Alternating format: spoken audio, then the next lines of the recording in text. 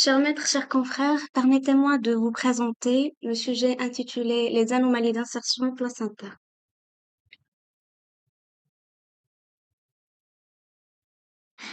Comme vous le savez tous, le placenta est un organe qui se développe au cours de la grossesse. Son rôle principal est d'assurer les échanges sanguins et nutritionnels entre le fœtus et la mère. Il fait partie des annexes embryofœtales. Les anomalies d'insertion placentaire constituent une affection rare, mais en constante augmentation actuellement. Il faut distinguer les anomalies de localisation placentaire.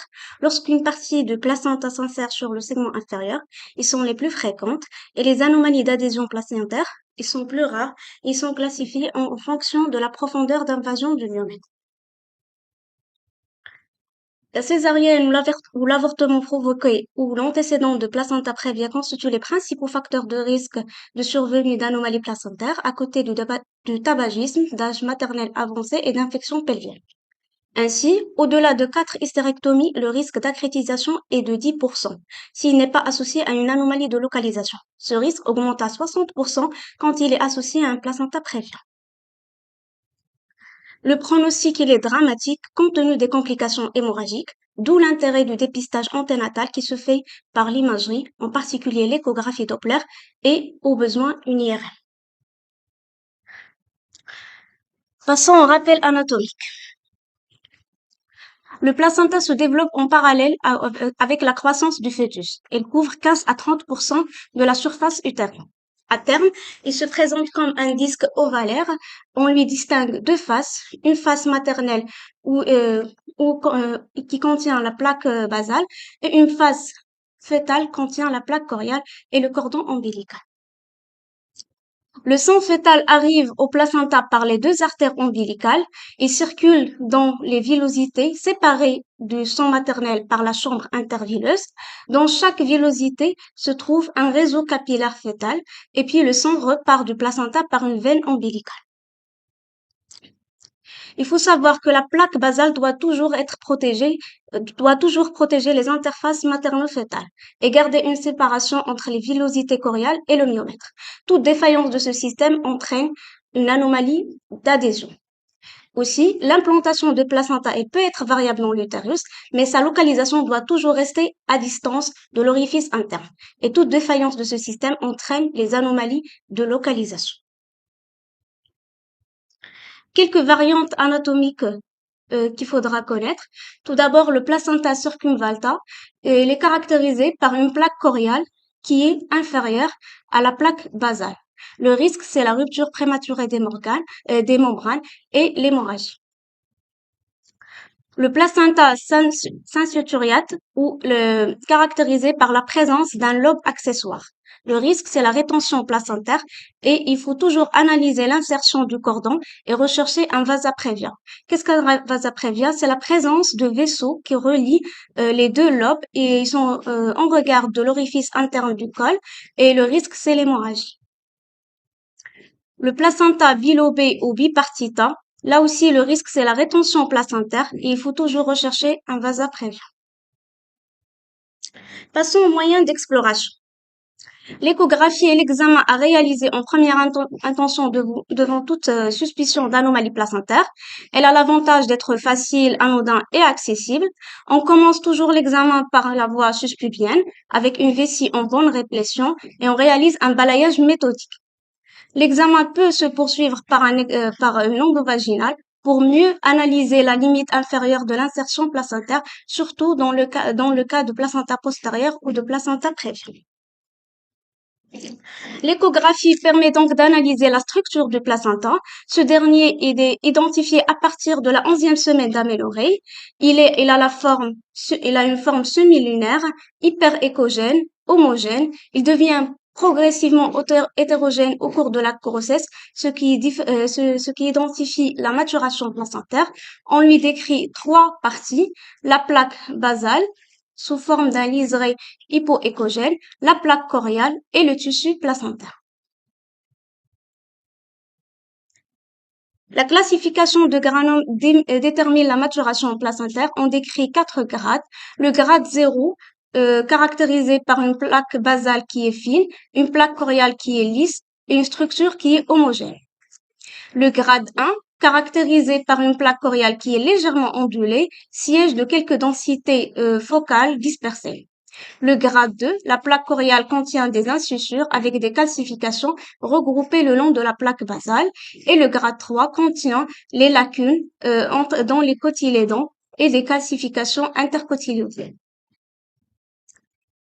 Donc, je vous montre une iconographie de les différentes grades de granum.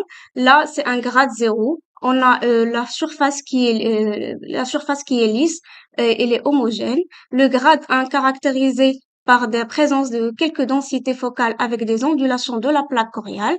Le grade 2 contient des calcifications en regard de la plaque basale et le grade 3 contient des lacunes avec des calcifications le long de la plaque basale. L'épaisseur, l'échographie doit préciser également l'épaisseur du placenta qui augmente avec l'évolution de la grossesse. Elle atteint 25 mm à 20 semaines d'aménorrhée et 45 mm après 35 d'aménorrhée. On parle de placentamégalie quand cette épaisseur dépasse les 5 cm. Elle est retrouvée généralement en cas d'infection, en cas de diabète ou en cas d'anémie. Le placenta membranacéen, c'est lorsque le placenta il est fin et étalé le long de la plaque choriale. Le risque, c'est le retard de croissance intra-utérin. L'insertion, c'est le troisième point à préciser lors d'une échographie placentaire. L'insertion se définit par rapport à l'orifice interne du col. On parle de placenta bas inséré lorsque une partie du placenta s'insère sur le segment inférieur. Et on distingue 4 types. Placenta latérale, elle est insérée sur le segment inférieur sans atteindre l'orifice interne du col. Le placenta marginal, elle est insérée sur le segment inférieur et son bord effleure l'orifice interne du col. On parle de placenta prévia partiel ou incomplet lorsque le placenta recouvre partiellement l'orifice interne du col et a une dilatation complète, elle ne couvre qu'une partie de l'aire cervicale. Et on parle de placenta prévia totale lorsque le placenta recouvre totalement l'orifice interne du col et lors de l'ouverture du col, elle recouvre la totalité de l'aire cervicale. Le Doppler, il est systématique. Il permet une analyse dynamique avec un balayage en plusieurs plans. On repère la ligne basale dont on doit étudier l'orientation des vaisseaux par rapport au myomètre qui sont parallèles au myomètre et étudier les vaisseaux au sein du placenta et le sens de leur vascularisation. On recherche les zones de lacune où il y a l'aliasing et on peut utiliser le Doppler pulsé dans les vaisseaux anouriques. L'IRM, c'est le deuxième moyen diagnostique. Il n'est pas toujours indiqué en première intention. On le réalise généralement en cas de doute diagnostique et pour les localisations postérieures. Pour le protocole, il doit se faire chez une patiente avec une vessie en semi-réflexion. On réalise des coupes sagittales, coronales et axiales en pondération T de single short face spin-écho. Les coupes doivent être orientées dans les deux plans perpendiculaires à l'interface placenta-vessie. On peut réaliser des séquences T1 écho de gradient sans injection pour déceler une hémorragie. Pour la diffusion, elle n'est pas encore de mise. Surtout, elle a un intérêt pour détecter l'hématome placentaire et la perfusion reste limitée par l'injection de produits de contraste. Donc, plusieurs études ont démontré le risque de l'injection par le produit de contraste gadoliné. Le risque, c'est le passage placentaire, donc il n'est pas toujours approuvé par l'AMF. Le placenta, elle apparaît en signal intermédiaire ou en hyposignal par rapport au myomètre environ. Il faut analyser la ligne basale qui paraît en hyposignal T2. Et le myomètre contient 3 couches. Une couche interne qui est en hyposignal. Une couche moyenne, c'est le myomètre externe qui est en hypersignal. Et la sœureuse, elle apparaît sous forme d'un liseré en hyposignal. Comme pour l'échographie, le signal de placenta il est variable au cours de la grossesse. Donc, au fur et à mesure que le placenta mûrit, les cotylédons vont apparaître comme des zones en hypersignal, séparées par des stries linéaires qui sont en hyposignal. Passons aux anomalies d'adhésion placentaire. L'accrétisation se définit par une invasion de myomètres par les villosités trophoblastiques, due à une défaillance du suivi. Il existe trois types de placenta. Le placenta accreta qui reste limité à la partie superficielle du myomètre. Le placenta increta qui envahit le myomètre mais sans dépasser la séreuse. Et le placenta percreta qui franchit la séreuse et envahit les organes de voisinage.